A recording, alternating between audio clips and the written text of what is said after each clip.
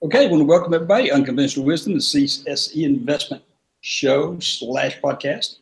And it's Thursday, 10 a.m. Central, our regular meeting time.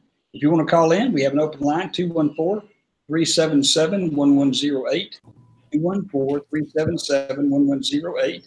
If you want to send an email and you trade with here, we can address that email. It's a podcast at compoundstockearnings.com. Podcast, compoundstockearnings.com. And we'll get it and we'll answer. And if we can't do it today, if we don't get it today, hey, Cezanne, then we will do it next Thursday. Go to our website, compoundstockearnings.com, and sign up for our Cal report, which is free, comes out every Friday, and has emails from all our clients, how they're doing, what they're doing, questions asked, all answers from our people in this podcast. Whose phone's ringing?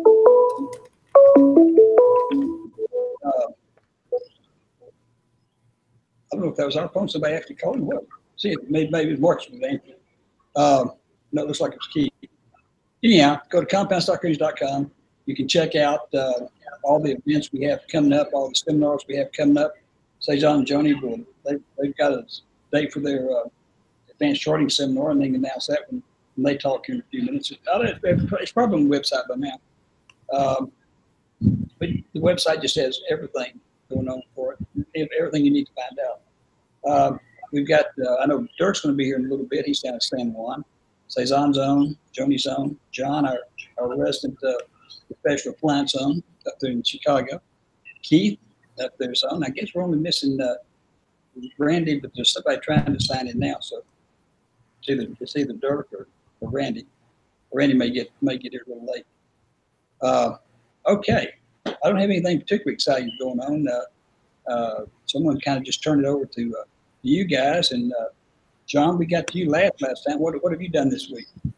Well, I've only had one successful, profitable trade. That was last Friday. I made 10.66%, I guess, in about 45 minutes, which was a little bit long, but at least I was on the profitable side there. I had a longer momentum trade that kind of went south on me and went way south. It's south of the equator when that finished, but at least I'm back on the upward trading, so that's good. A little bit slow today, although it's bouncing around just in the. When you say you had a trade that went south on you, that doesn't mean you lost money. It means it never executed, right?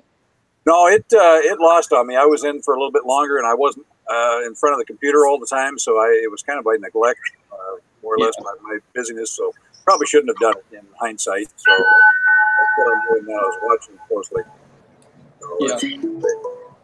Hey, So hey, office in San Juan.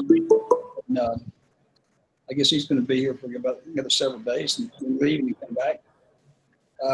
So, Cezanne and Joni, how did y'all's seminar go today? Was your long Thursday seminar?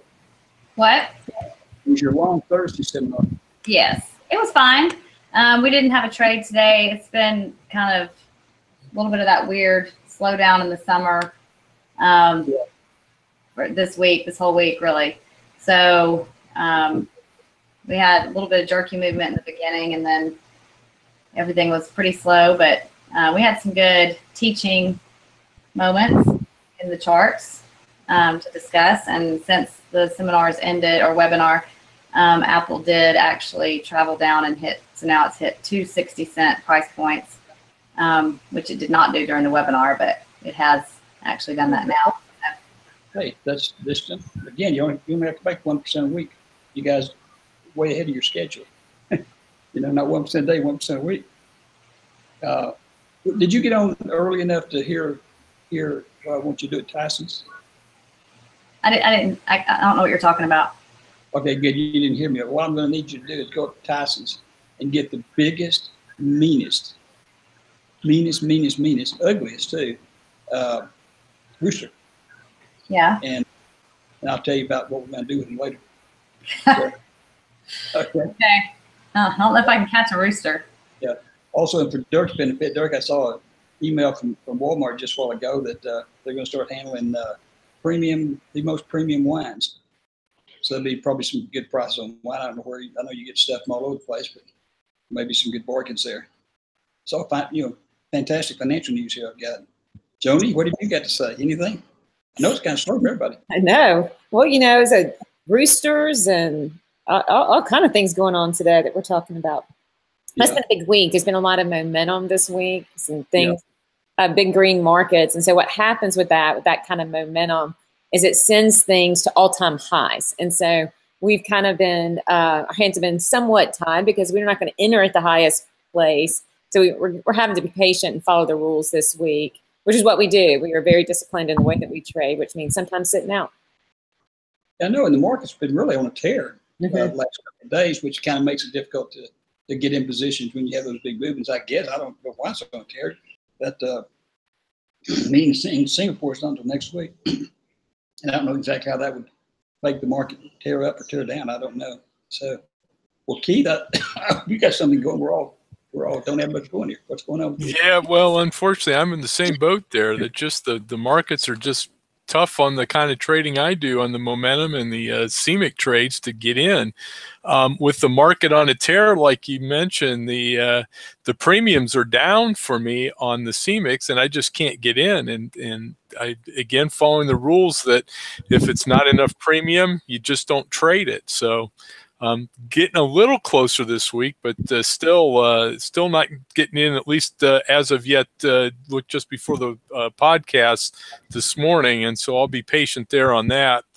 And the trading that I do on the CSM trades, I'm following the charting that I've been successful with for the last couple of years. Just isn't panning out right now. So you probably know, Joe, I do a lot of studying on charts and different things, trying to find better ways to do the trading. And we're always trying to find new ways and safer ways to trade here with CSE. And that's sort of the mode I'm in at the moment, trying to pick good trades to get in here. Well, sometimes the best thing to do is do nothing. And even if you win a week, you do anything, 2 weeks, even a month, because all of y'all already have gains that surpass anybody on the street anywhere. And sometimes, if you're true to the techniques, then you're not going to be influenced by what you think. You're going to be influenced by what you see. That's right. You're sticking with the rules and looking at those fantastic charts. Yeah. Same with Joni and Randy. Randy, is a good example of that also. Nature of his positions is he has more management because he has a lot of regular positions. But Cezanne and Joni, I mean, they're quicker than day traders, and yet day traders are totally, absolutely, speculative. I mean, they're just however they feel that moment, getting in and out. And if they don't do something, they think, oh my goodness, I've got to do something. I have to do something. Well, we don't have to do anything. We can sit there for a long time based on the returns we get. So, we'll just make it real short. I mean, it's not a lot to talk about. John didn't even said he didn't do anything this morning. Hey, Joe. Hey. We do have an email in the email section here, and it is addressed to John. Okay. It's from Kathy, and it says, "Good morning. Would John elaborate on his TTM trading methods? Thank you from one retired AAer to another." So that's from Kathy. And John, if you could just maybe run down how you approach your day, how you start the day out with the trading, and kind of the steps you go through. I think that might be what Kathy's looking for here. Sure. Well, I'm up fairly early since my wife goes to work so early. Getting her out the door at like 5:15, 5:10, something like that. I'll check into advanced charting online and see what's going on. And usually after 4 o'clock, you can see what the trend is with the market and hope that, at least in my case, Apple, which I trade most of the time, may follow that. But lately, it's almost been like a contrary indicator. The Dow goes up, but Apple's been on the offside, or at least difficult to get into. So, but it's just kind of a short snapshot thing, as the ladies have said.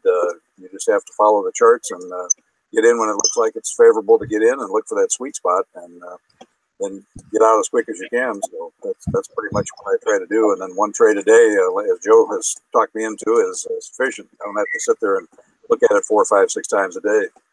That's just open to more exposure. So I hope that answers. Okay. So John, do you do you trade similar to the girls where you really only trade the open of the market, or do you check throughout the day for trades? I mean, I understand the steps you just went through and how you start, but do you limit your trading to prevent things like trader fatigue, or do you trade multiple times a day to look for additional positions? Well, if I'm around, which I usually am, home during the day taking care of the dogs, I'll be watching the business shows and try to see what may be a new trend or some new item in the news which may affect the market that I'm trading in. And if it's going to work for Apple, I'll take a look at it again. And I've gotten in, at 10 o'clock in the morning. I've gotten in just before lunch or even after lunch. So it just depends on what looks favorable in the charts. And if that works, I'll sure jump on it. Okay. Okay, Dirk, thanks for John. Email. And to the lady that wrote in the email, what was your name again? What's your name? The email That was from Kathy. Oh, Kathy. Okay, Kathy. Kathy. Yeah, thanks so much for writing the email. We appreciate it and hope that answered your question. If not, just let me know and we'll get John to write it down and send it to you something. I'm sure it sounds like to me that he answered the question just fine. So, well, I guess we'll just call it quits for the day. It's a little shorter than usual, but no need tying up everybody's time if we don't have a whole lot to talk about because the market's been kind of slow. So, okay, well, thank you all very much. Really appreciate it. And we'll see you next Thursday. Oh, hey, wait a minute. Cezanne and Joni, what's the new date for your advanced charting seminar? Advanced charting, is that August 4th and 5th, Joni? I think so. It's that first weekend in August. Is it advanced charting? And then our next Trade the Moment all-day seminar is going to be July 9th. It's a Monday, so it'll be a full day in the market webinar. And that's where they're actually trading during market hours, which you very seldom attend seminars where they trade real stock during market hours. But it's a really, really great way. It's an all-day deal, and it's good. It's good. So, and that's going to be when did you say August? Well, July 9th is the Trade the Moment, and advanced charting is August 4th and 5th, I believe. Okay. I've decided that really you would probably be more active in trading if you just stayed in your car. You're sort of like a homeless trader. And I think your house depresses you and you can't trade like when you're in your car. I think I need to be at the beach, and then I'll be. There you go. The beach. That'd be a good idea. Okay, and Dirk, thank you very much for being here, and we'll have dinner tonight. You want to go to Ivan's? Dirk, I get so. I don't know if I'm coming back from San Juan. I get so paranoid because you've seen Joni and Cezanne know where Ivan's is and where the little shopping center is, and all the restaurants are in this little shopping center, and I just feel terrible when I walk by one because the other ones can see you going by. Sometimes I try to sneak around and go in the back way, and Dirk has decided that I'm completely paranoid, just completely. And last night we went to Ivan's. We weren't going to go to Ivan's, but we went to Ivan's just to have a drink. And then we never left because we were going to have to leave. And I didn't want him to see us leave. And so mainly because we were going to a Chinese place 2 doors down. Well, he could see us walk in there, Yeah. So, okay, we'll see everybody. Everybody that's been attending, thank you very much. Go to our website, compoundstocktrends.com. Check out the free Cal report. You'll start getting it. It's going to be almost 20 years in publication the first of the year, 1st of January 1st. And we'll see everybody next week. Thanks, everybody. Thank you. Have a good week, everybody. Bye. Bye-bye.